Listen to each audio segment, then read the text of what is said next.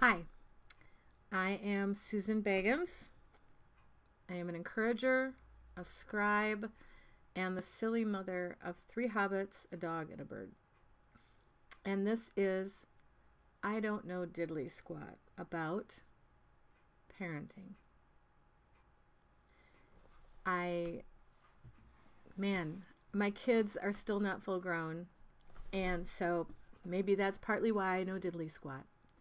But one of the things I've noticed when I was a younger mom and even now as a mom of teenagers is that we're always going to be stretched beyond where we're comfortable, and children can be our greatest source of sanctification.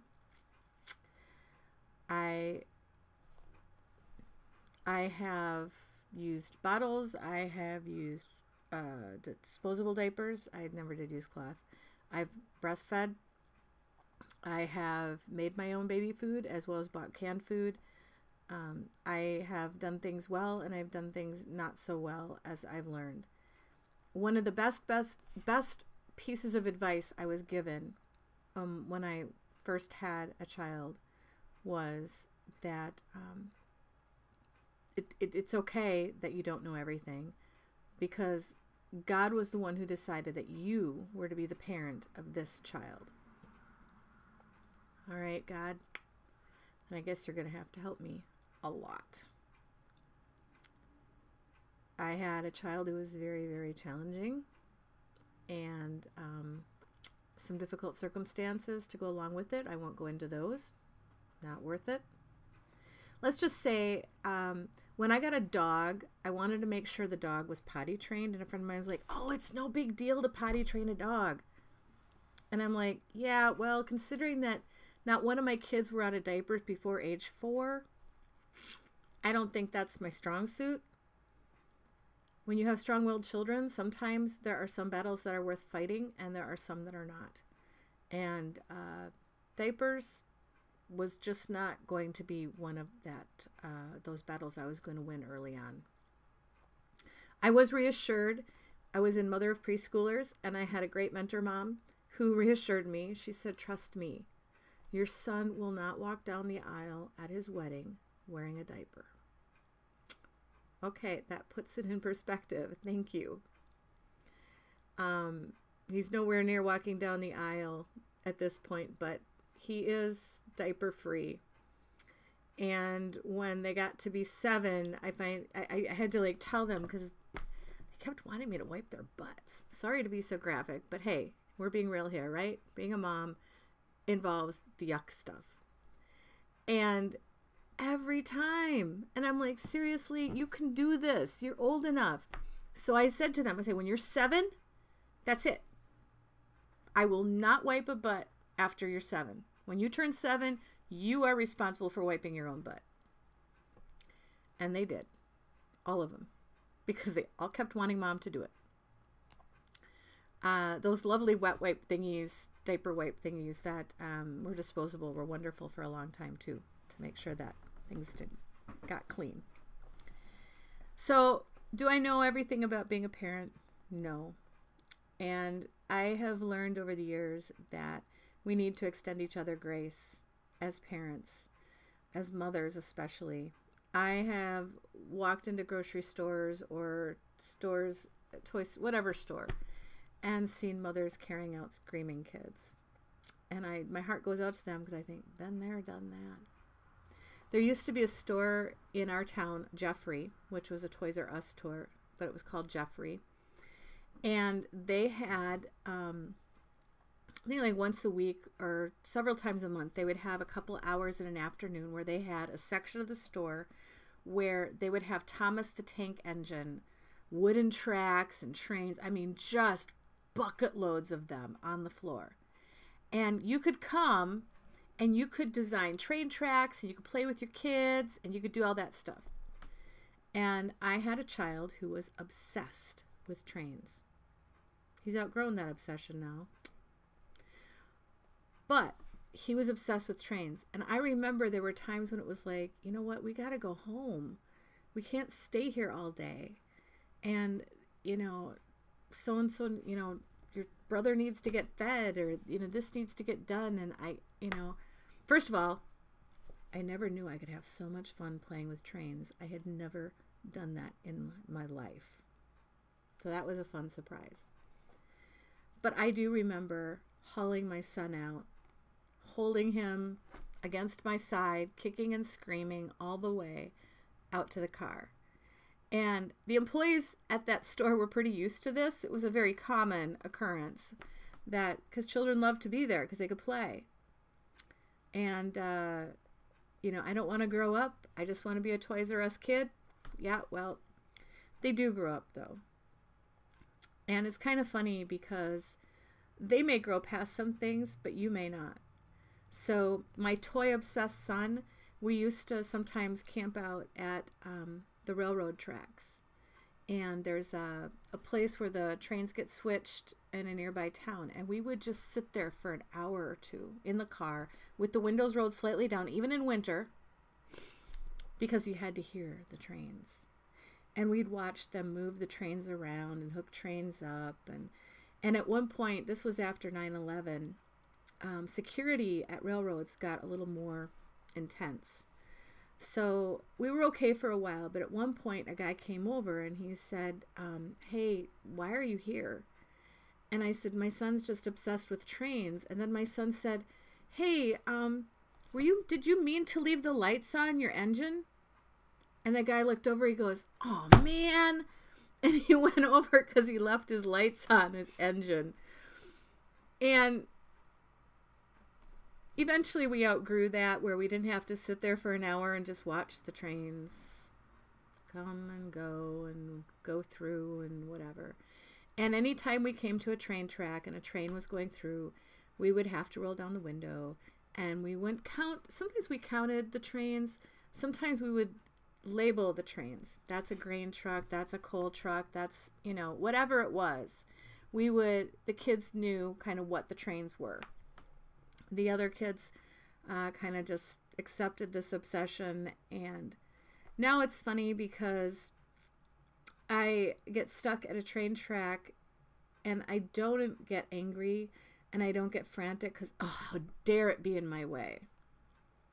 Instead, I sit there and I have fond memories of my kids' excitement over a train and the fact that we had to wait for a train. That was something to celebrate instead of something to be frustrated about. So I know diddly squat about parenting, and you probably know diddly squat about parenting, and even the experts don't know everything about parenting, and especially about parenting your child. I have 3 kids. We had 4 pregnancies, so I lost one. I had tried homeschooling and then finally ended up having to put my son in school. And his teacher was like, well, this is a problem with homeschooled children. They're not well socialized. My kids had done homeschool gym and they had gone out and done other stuff. They were actually pretty well socialized. But my oldest child had some behavioral issues. And they were actually mental health issues. They were not because I was a horrible parent.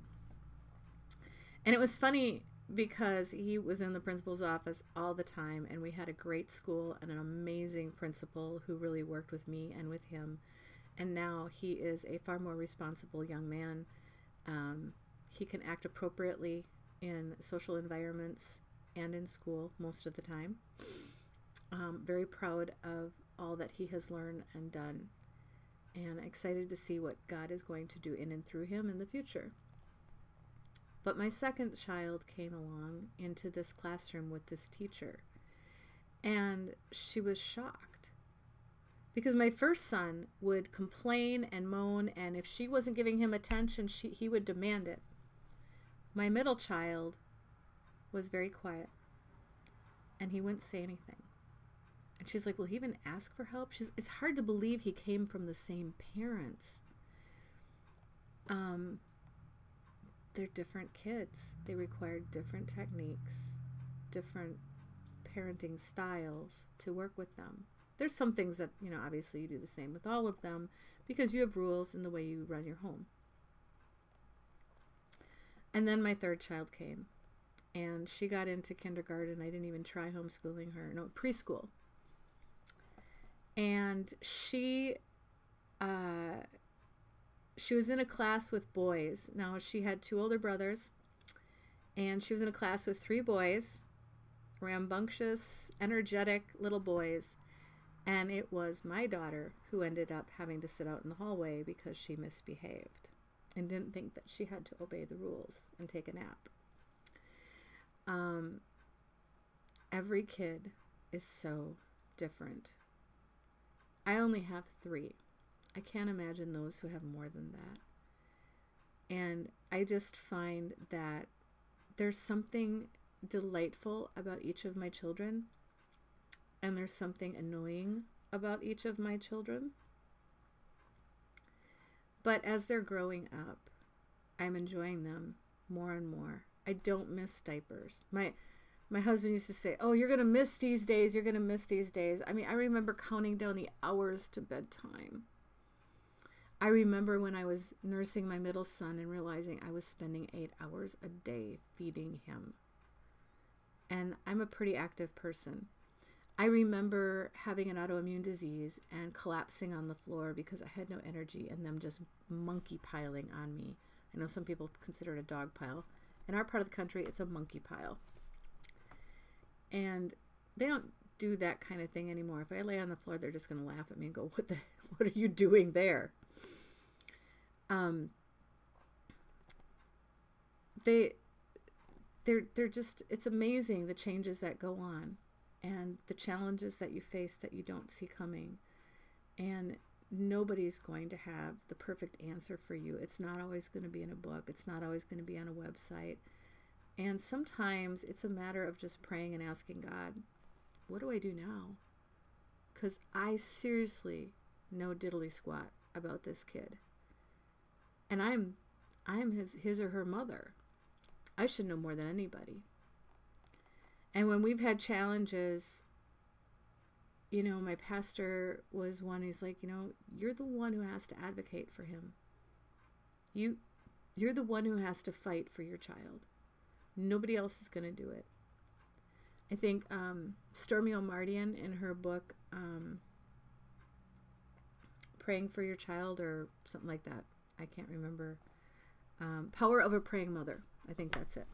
She has all these prayers for the children, and she says there's nobody who can have more powerful impact on their kids than their mother through prayer. And when my kids each made a decision to follow God, I rejoiced because I thought, I remember when my first son did it, the question is, well, how much does he really understand? I mean, how much does anybody really understand when they come to faith? But I just thought, you know what? Now the Holy Spirit is at work in him. And the Holy Spirit's at work in me. And I have this extra resource that God has given to help me in my parenting. And I can't tell you the times when I've prayed over my children when they've been sleeping. It's harder to do now that they're older. But I remember going in when they were sleeping and praying over them. And when my son has been particularly angry or upset and frustrated and not knowing how to cope with the emotions, I've prayed with him, prayed over him out loud. He doesn't always like me doing that, but I do know that when I'm done, he's calmer. I'm calmer. There's something powerful in prayer. So the fact is, I don't need to know diddly squat about raising kids. I just need to keep seeking God in the process. And I think too, when I see parents doing things that are cool or different or unique, I don't want to beat myself up over that. What I've done, I've done. And I think I've made some good memories for my kids. They may not even remember them all right now.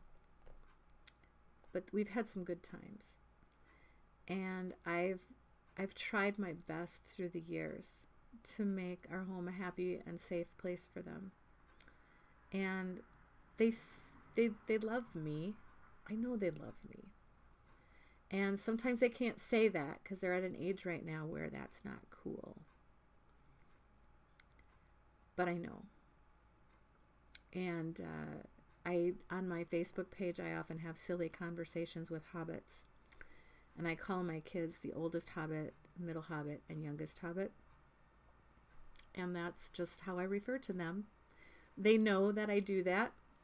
And they know that part of that is to protect their identity, give them a little bit of privacy as I share the silly things that happen, because we do have some of the funniest conversations at times.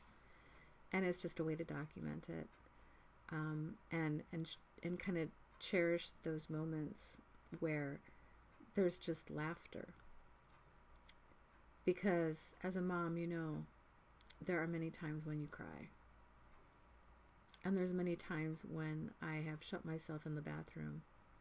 I remember doing that as a young mom, just to be able to eat waffles, for Pete's sake. I shut myself in the bathroom, put my back against the door, and ate my waffles, because they kept wanting whatever I had. Even if they already had it, they wanted what I had.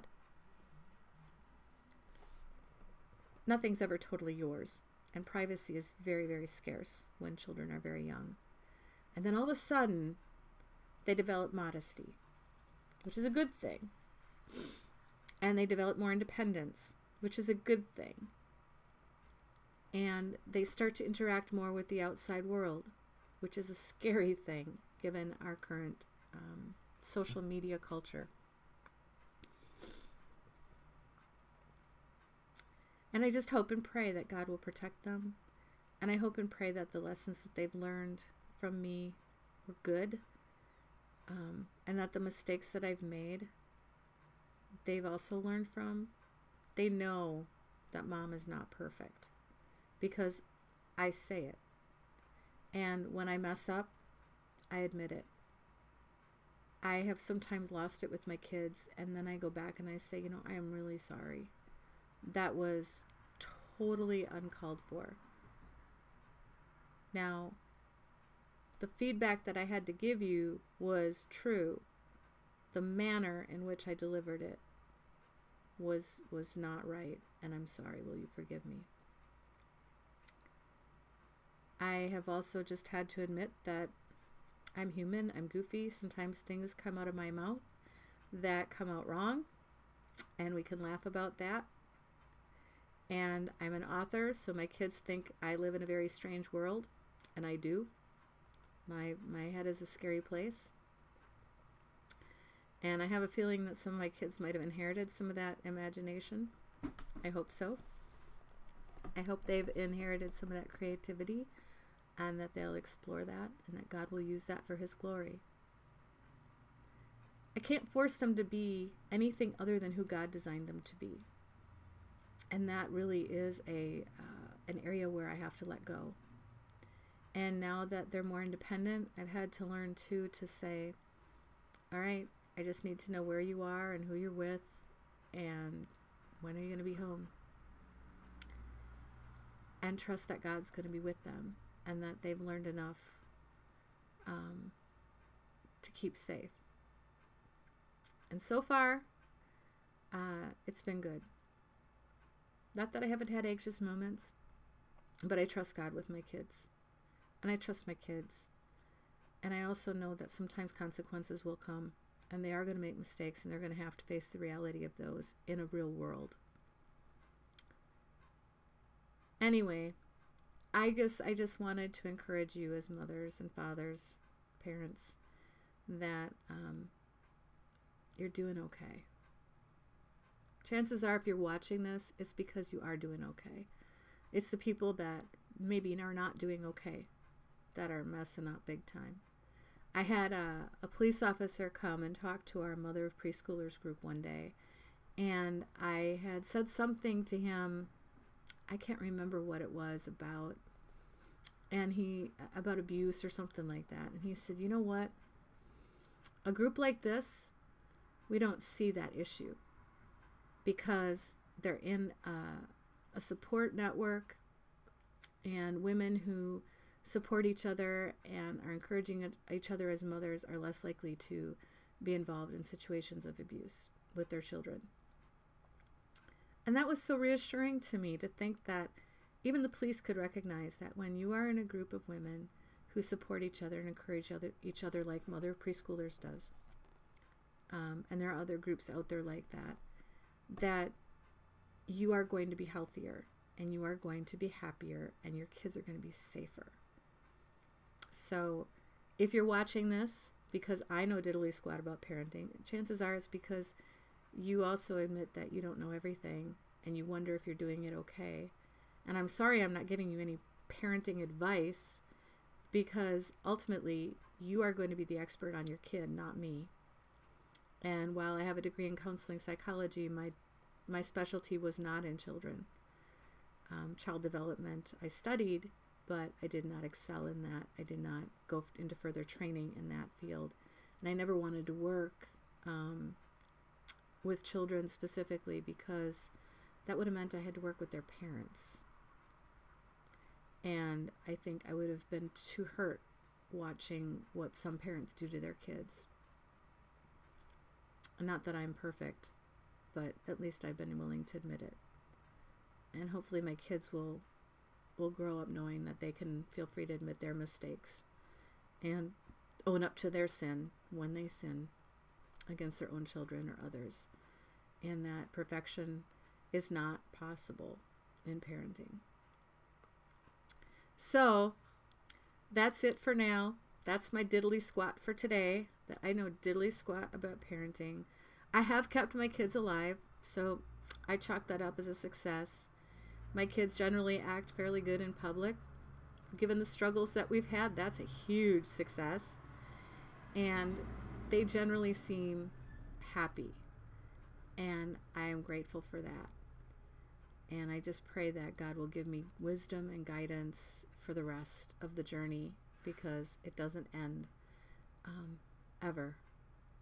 It's a permanent thing. And for those of you who have lost children, my heart goes out to you. And I think you have to rest in knowing that you were the mother or the father that God chose to walk that journey with that child, and that none of the effort and the love that you poured into that child was wasted. And he sees it, and he knows it, and he understands your pain. And my heart goes out to you. I have suffered a miscarriage, but I have not lost a child who had been born. And I can't imagine that kind of grief.